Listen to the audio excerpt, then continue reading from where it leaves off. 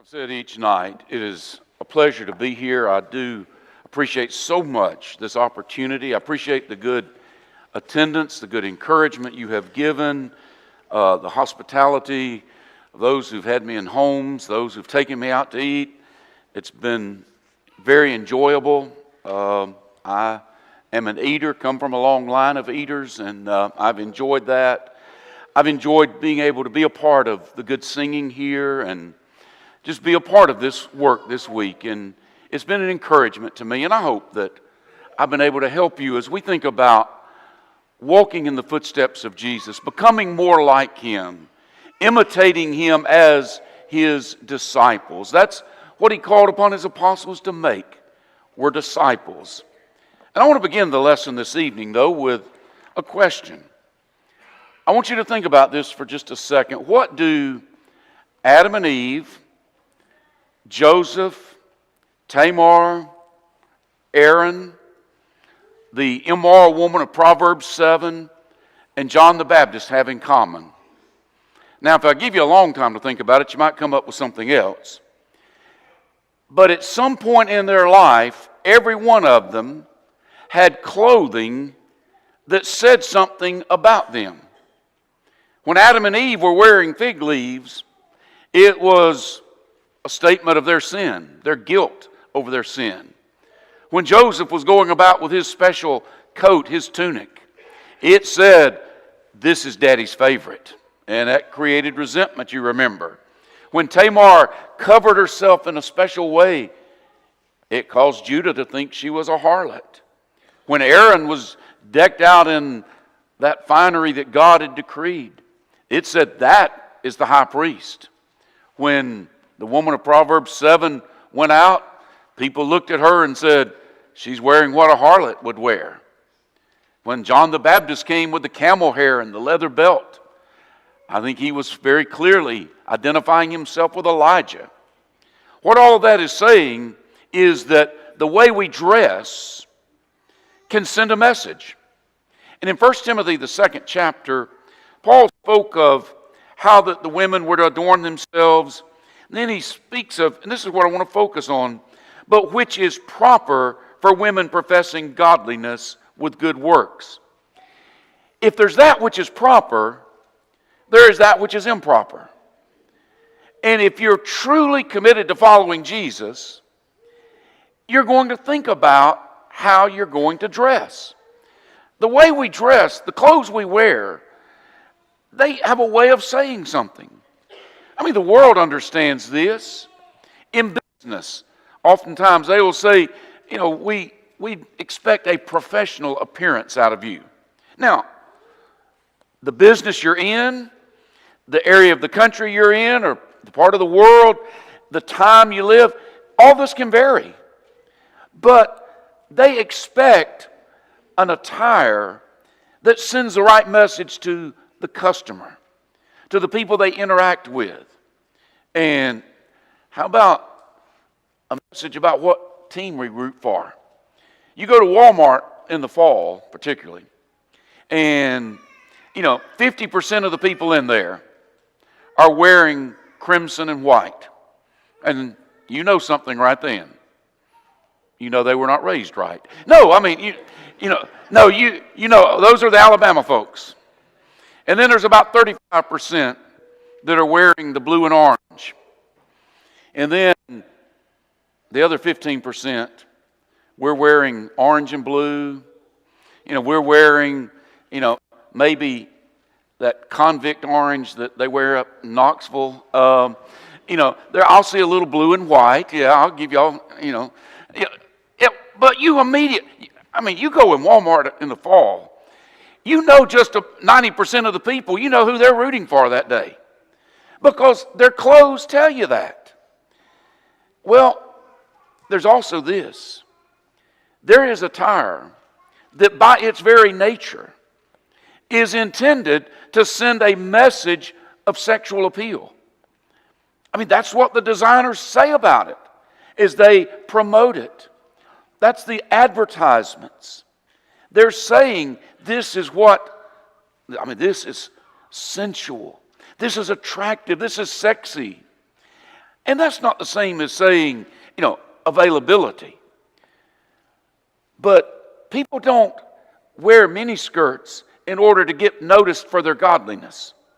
That's not the purpose of it. And so I want to think about, as Christians, what ought to be our thoughts on this? And I want to start with this. We are a people who are expected to be different. And I don't mean we're different just to be different. There are people who, I think they just kind of deliberately set out and say, I'm going to be the oddball. Now, there's nothing like that in the Bible. But Romans 12 and verse 1, I think is a very key passage.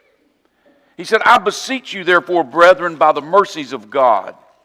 And if I can pause there, let me just tell you, Romans 12 comes, again, I like my Captain Obvious statements. It comes after chapter 11. He has led us through 11 chapters speaking of God's grace, the mercy of God, and the hope we have in Christ, that we can be more than conquerors and all the great things that have been done. And he says, now, based on the mercies of God, I've got an appeal I want to make to you. Present your bodies a living sacrifice, holy, acceptable to God, which is your reasonable service. And do not be conformed to this world, but be transformed by the renewing of your mind, that you may prove what is that good and acceptable and perfect will of God. As we present ourselves a living sacrifice, as we become those disciples who are determined to deny self, to take up his cross and follow him, he said we're not going to let ourselves be conformed to the world, molded into the shape of everything around us. We're going to deliberately think. We're going to be transformed. How? By the renewing of our mind. We're going to be a different people. In 1 Peter, the second chapter, or the first chapter rather, Peter speaks of holiness. Verse 13, therefore gird up the loins of your mind. Note again, holiness is a mental process. It's not just merely following, somebody lays down a bunch of rules, you say, well, I'll do this. You've got to think. I want to be separated from the world, consecrated to God. Be sober. Rest your hope fully upon the grace that is to be brought to you at the revelation of Jesus Christ. As obedient children, not conforming yourselves to the former lust, as in your ignorance. There's our word conform again. Don't be like the old way where you just naturally blend in. I don't know if y'all have noticed this, but when I talk with what some people might call a southern accent. Do you know how I got my southern accent? It wasn't that one day I said, I think a southern accent would sound good. It came from being born in Atmore, Alabama, and being raised in Northwest Florida, and being around people who spoke southern with southern accents. And then living most of my life in Georgia and Alabama. That's why I speak Southern. I've been around it. Conformity comes natural. Holiness is going to take effort. He says, not conforming yourselves to the former lust as in your ignorance, but as he who called you is holy, you also be holy in all your conduct, because it is written, be holy, for I am holy. He's quoting Leviticus. God taught them to be separated from the nations, to be different. He gave them different diet. He gave them instructions about worship, about dress. They were to be different. We need to be a holy people. And one of the areas of dress I just want to think briefly about is worship. Let me set forth a couple of principles. we are to approach God with reverence. Hebrews 12 in verse 28 says, "Therefore, since we are receiving a kingdom which cannot be shaken, let us have grace by which we may serve God acceptably with reverence and godly fear. For our God is a consuming fire." I would offer to you that what he says in these two verses is a principle that is largely forgotten or ignored today. Our culture is as irreverent as it can be. It uses God as nothing more than a way to say, I'm surprised, I'm excited, I'm scared, everything, oh my, and then we use God. Worship is just an entertainment exercise for most people. We're to be a people of reverence. And when we come together to worship God, it is a very special occasion. Verse 19, it begins a paragraph that is going to conclude with not forsaking the assembling of ourselves together. He says, "Therefore, brethren, having boldness to enter the holiest by the blood of Jesus, by a new and living way which he consecrated for us through the veil, that is, his flesh, and having a high priest over the house of God, let us draw near with a true heart in full assurance of faith, having our hearts sprinkled from an evil conscience, and our bodies washed with pure water. Let us hold fast the confession of our hope without wavering, for he who promised is faithful. And let us consider one another in order to stir up love and good works, not forsaking the assembling of ourselves together, as is the manner of some, but exhorting one another, and so much the more as you see the day approaching." I don't believe that the things he says in verses 19 through 23 are limited to our collective worship. But he certainly intends us to see some connection there. That we're coming into the presence of God. And I remember something from the Old Testament when God was going to appear to Israel at Mount Sinai. One of the instructions he gave Moses, he said, you get the people ready and tell them to wash their clothes. So now you're going, okay, now, what's he going to tell us that we have to wear to worship? And I'm not going to tell you anything. I'm not going to tell you you have to wear a tie. The ladies have to wear this, the men have. What I want to remind you, in a culture that again, it's irreverent toward God. It treats him with flippancy. It treats worship as something we come together just to be entertained with. It's, we've got they'll talk about the worship experience. And there's the light show, and there's all of this, rather than realizing we're coming into the presence of the Almighty. All I want to say to you is don't ever let your dress reflect a flippancy or an irreverence toward God, a lack of appreciation for what we're doing here. Think about that. And then a second area I wanted to make mention of is what I call message clothing. It's the kind of, a lot of times t-shirts, sweatshirts, things that they have logos, they have pictures on them, words that are written on them. Sometimes they're endorsing people, endorsing things. And let me give you a few principles. Ephesians 5 and verse 11. Have no fellowship with the unfruitful works of darkness, but rather expose them. Don't share in the unfruitful works of darkness. I don't want to wear something that suggests I endorse sin, that I partake of sin. Other passages, Matthew 5, there's the positive side of it. Let your light shine before men. Be the kind of person that people can look up to. 2 Corinthians 8:21, you do things honorable.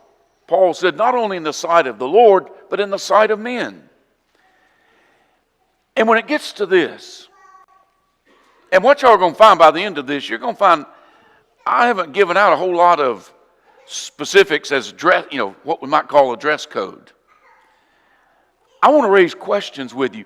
I want you to realize disciples give thought to what they do. They think about it. They don't just act like the world around them. Sometimes I think there are some things that I would put in the kind of a gray, fuzzy area. I do not ever want with my clothing to endorse false religion. I would never, and perhaps there are other reasons I wouldn't wear a Notre Dame t-shirt. Maybe having to do with who I'm loyal to. But when I think of Notre Dame, I don't just think of golden helmets. I think of a school that is a Roman Catholic university. And I think there's that association. And let me just say to you, if you're here tonight, maybe you're visiting and you're saying, well, what's wrong with Roman Catholicism? Please give me the opportunity to talk with you afterwards about that. But I don't believe it's teaching the truth. I don't want to give endorsement to that. I wouldn't wear Baylor. But then what about Duke? I don't have to ask Jeff what he would do with a Duke shirt, but but Duke has, back in its connections, there's a religious tie.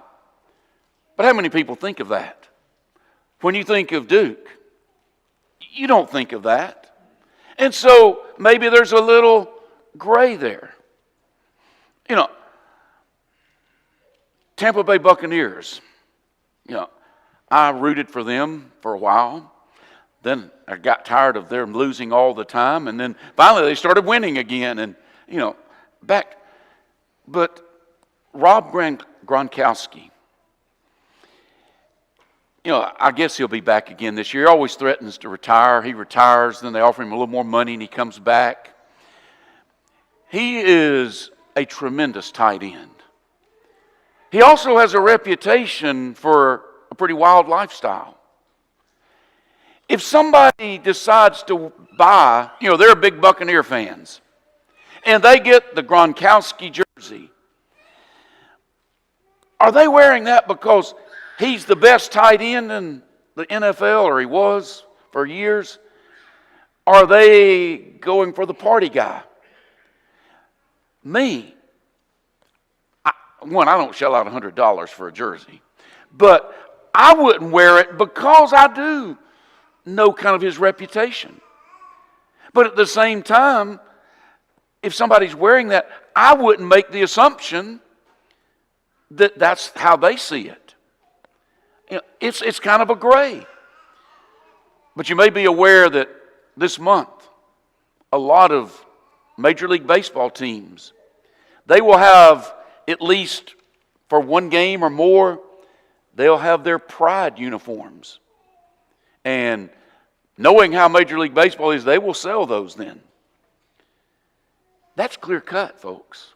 The Gronkowski might be gray. But the pride, you can't do that. I'll tell you one I used to talk about as a gray area, and now I'm still not going to use the word sinful, but I just beg people not to do it. It has to do with here in this part of the country, you see a lot of people that still wear T-shirts, other things with the Confederate battle flag on it. And they'll say, well, it's all about just history. And it is a message to a lot of people that you are not loving your neighbor as yourself, that you're not all inclusive. And I've heard the arguments. I know what they are. I'm just saying, if you want to be a disciple of Jesus, and you want to be a history buff and have these things in your basement, well and good. But don't wear things that reflect the wrong message to others. And there are things that are just clear. I had a sister one time tell me about a man, she was highly upset. about he had got up to wait on the table one Sunday. And he had on a shirt. It had dice. It had cards. It had, I think she said, either liquor or a beer bottle on it. You know, it was alcohol, gambling, you know, maybe a pack of cigarettes, all kinds of things. And she said, and he was up there waiting on the table. I thought, if he'd have been at Walmart, that would have been terrible. You know, that's not what a Christian wants to endorse. You know, I've seen Christians sometimes wearing some shirts from, because there are children present, I'm just going to say they are from certain restaurants. And at those restaurants, you can buy wings, but that's not what they're selling. And I think you know what I'm talking about. Places like that. I don't see the gray in that. That to me seems to be a black and white. Christians, don't be a part of that kind of thing. Think about it. You know, you put on a t-shirt with some celebrity. Make sure you're sending the right message. Then there's the area everybody thought I was going to talk about, start off with. And that's sensuality.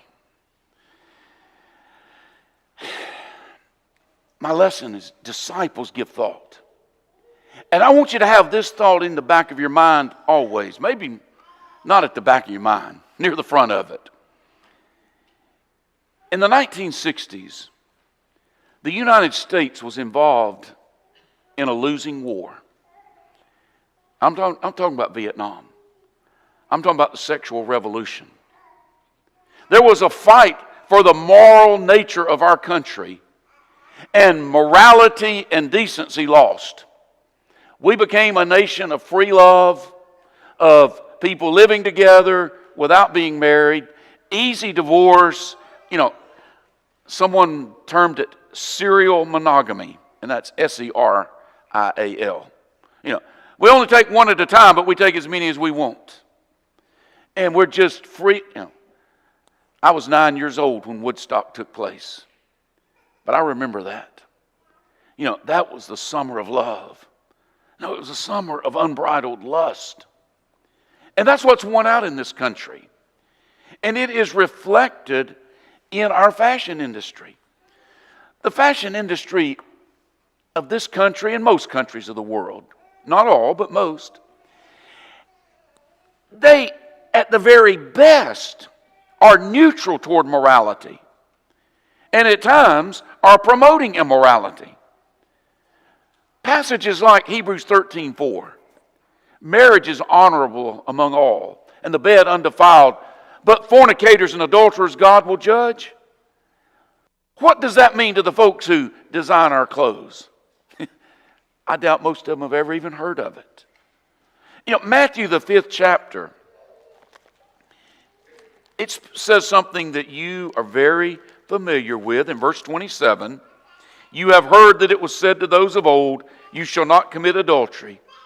But I say to you that whoever looks at a woman to lust for her has already committed adultery with her in his heart. The idea of lust being a sin is just a joke in our country. I'm not sure if it got its official beginning as a joke in 1976 when Jimmy Carter did the Playboy interview. Some of you are old enough to remember that. And he was trying to make a point that, you know, he didn't look down on others who were different than him because he had been guilty of lust.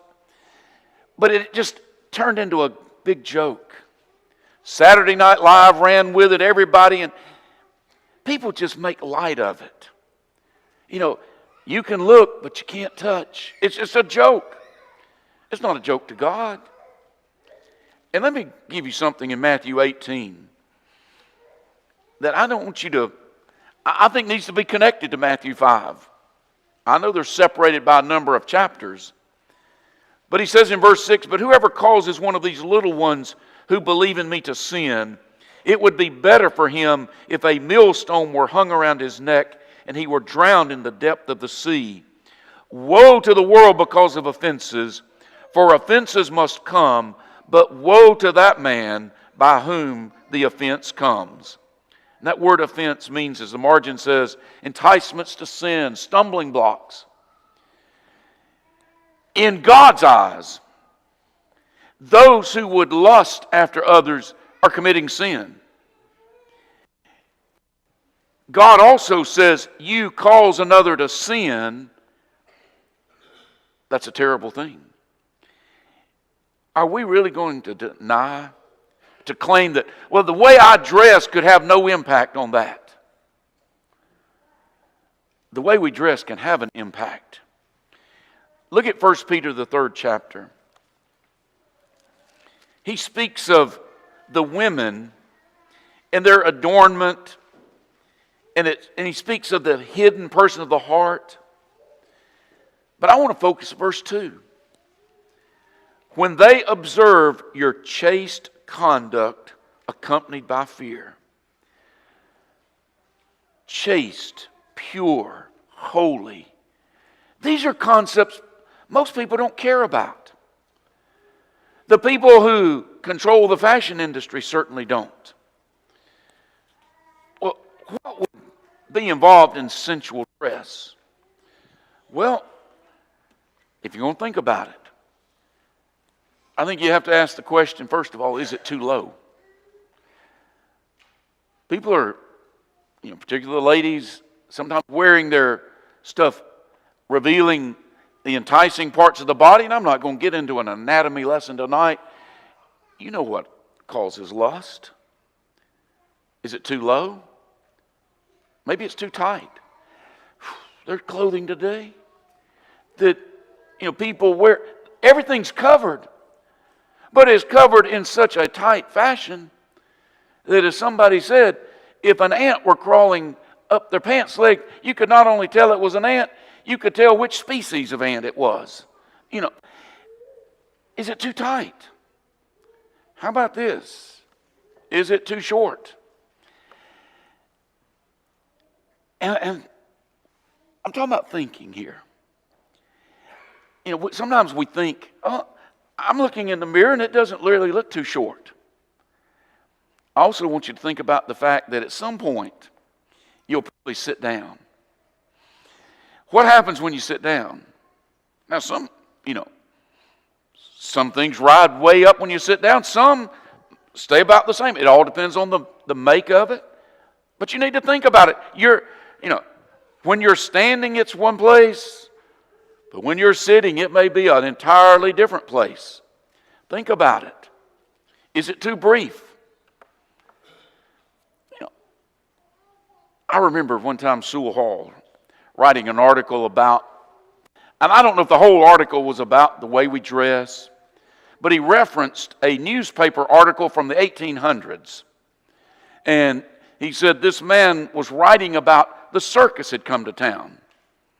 And he was being critical of the way some of the circus performers were dressed. And he had this description of one particular outfit. He said, it hesitated to begin and ended almost immediately. Now I'm afraid that's too much clothing today.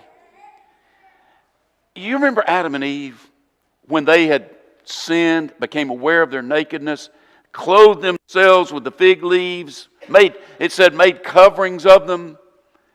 And then when they heard the voice of God walking in the garden, they went and hid. And Adam said, I hid because I was naked.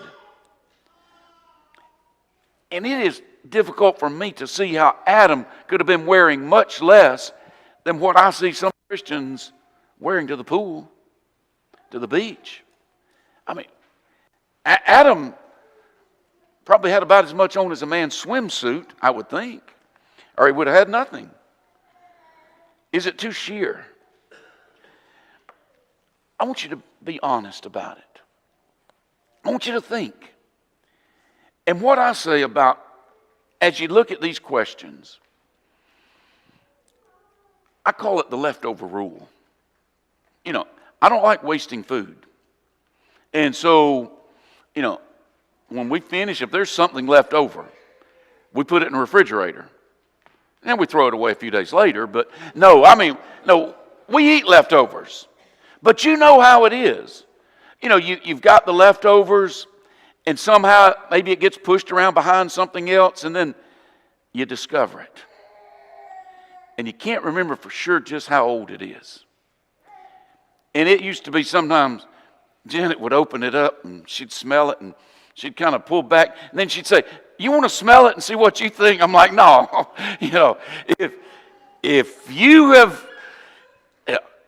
If you thought there was a question about it, it goes in the garbage.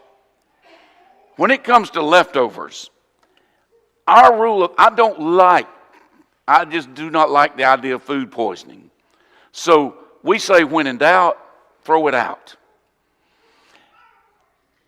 If you're looking at your clothes and you're saying, "Well, I don't know, it might be a little low," don't wear it.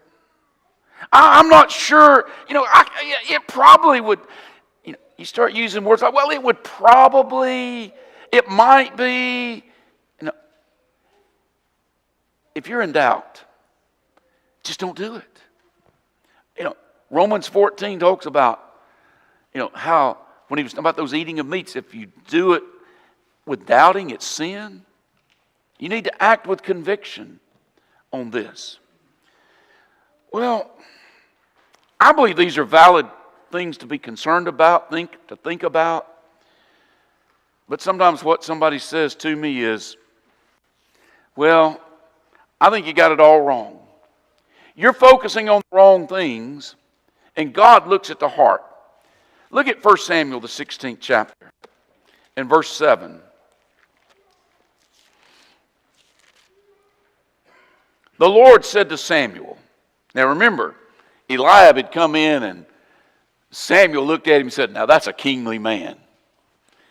The Lord said to Samuel, "Do not look at his appearance or at his physical stature, because I have refused him.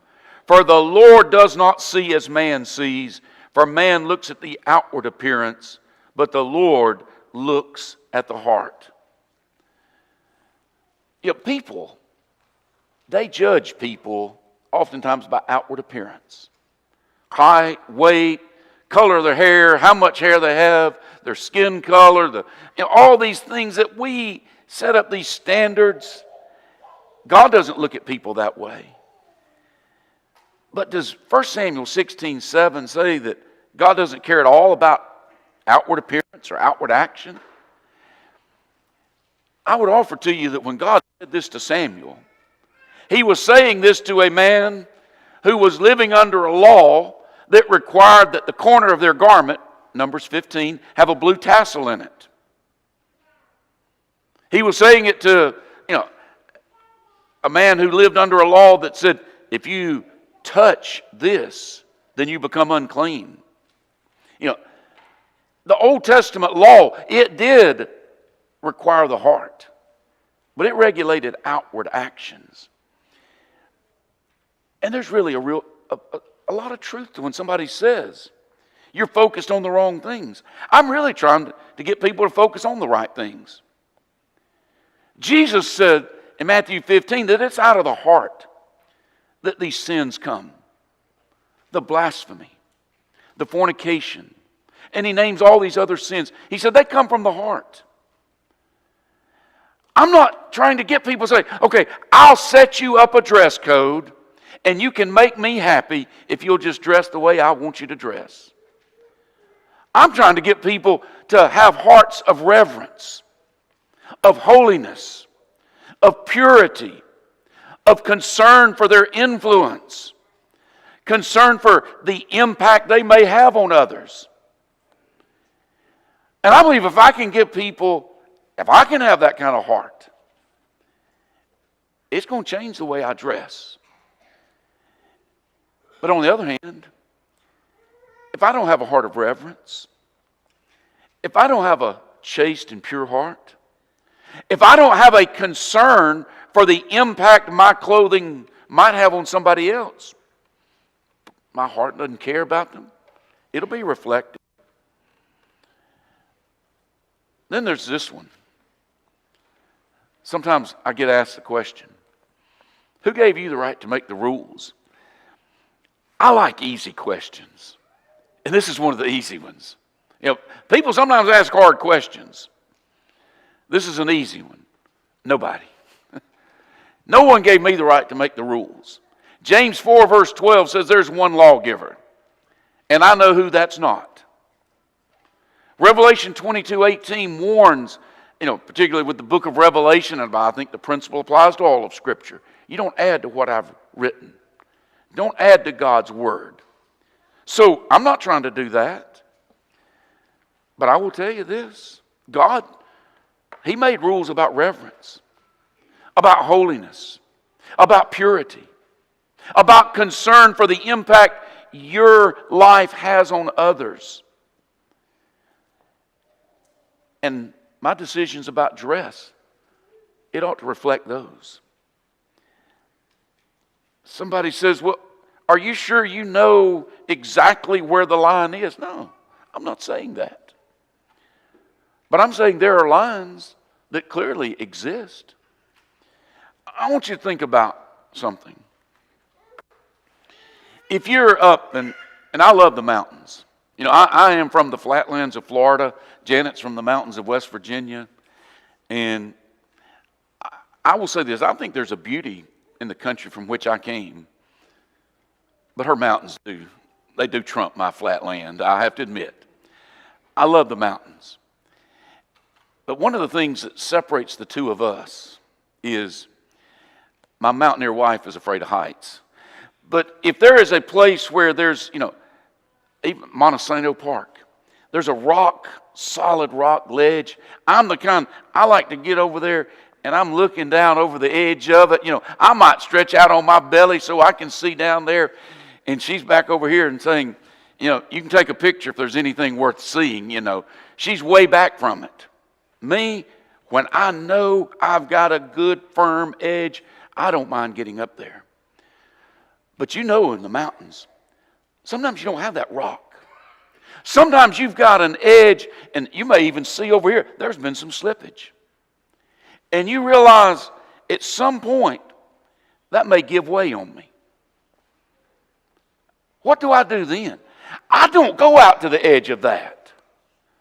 If I don't know exactly where the giving point is, what I do is I give myself plenty of leeway.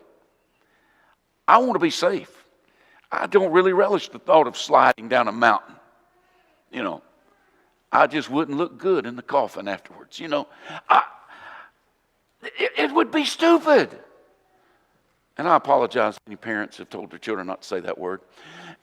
It would be foolish for me to go to the edge when I don't know where my safety point is. If you're worried about exactly where the line is, then back yourself up enough to where you're confident. This is good. This is not too low. This is not too short. This is not too tight. Make sure you're good. And then somebody says, well, I can't help that some people have dirty minds. And they have a point. There are some people, 2 Peter 2 talks about people whose eyes are full of adultery. There are some people whose minds are so given over to immorality and to perversion that they would lust after anyone, and it doesn't matter if they're dressed properly. If they're dressed in the most decent way, they may go and lust for them. But I want you to think about Paul in that collection. Did he say in 2 Corinthians 8, well, it doesn't matter how carefully we handle this situation, how discreet, careful we are. There's going to be somebody that's going to say, well, Paul probably did all of this just to line his own pockets. And I don't know that anybody said that, but unless human nature has changed a whole lot in 2,000 years, there was probably somebody that said that. That's the way people are.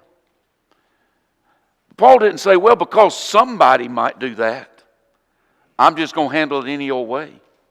He said no. Remember, he had each church to appoint a messenger. And he said those messengers will take it. And he said they will carry it. Because, why?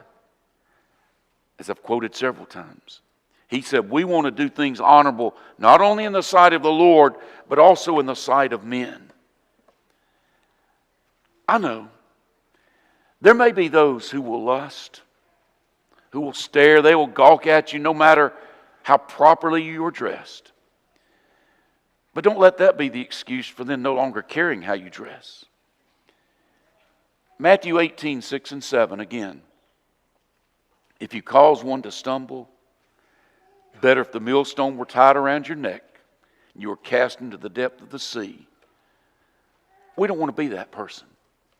We do not want to be that.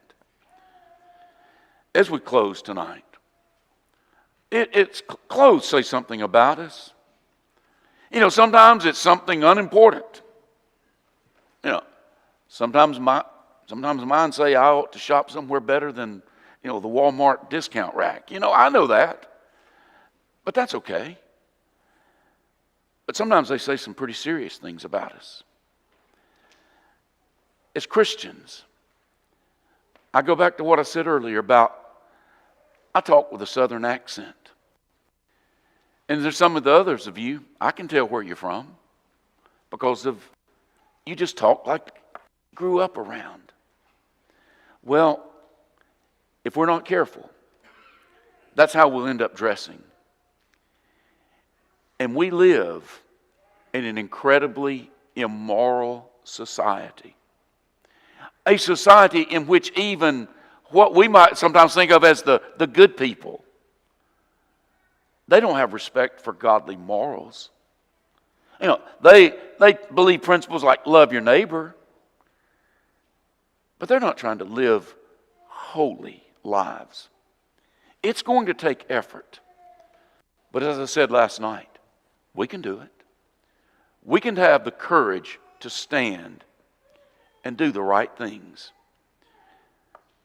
I want to close with a reading from 1 Peter again. That passage where he called us to gird up our minds and be sober and be holy. Look at 1 Peter 1 and verse 16. Be holy, for I am holy. And if you call on the Father, who without partiality judges according to each one's work, conduct yourselves throughout the time of your stay here in fear, knowing that you were not redeemed with corruptible things like silver or gold from your aimless conduct received by tradition from your fathers, but with the precious blood of Christ, as of a lamb without blemish and without spot. How many times this week have I said, we started with the cross for a reason?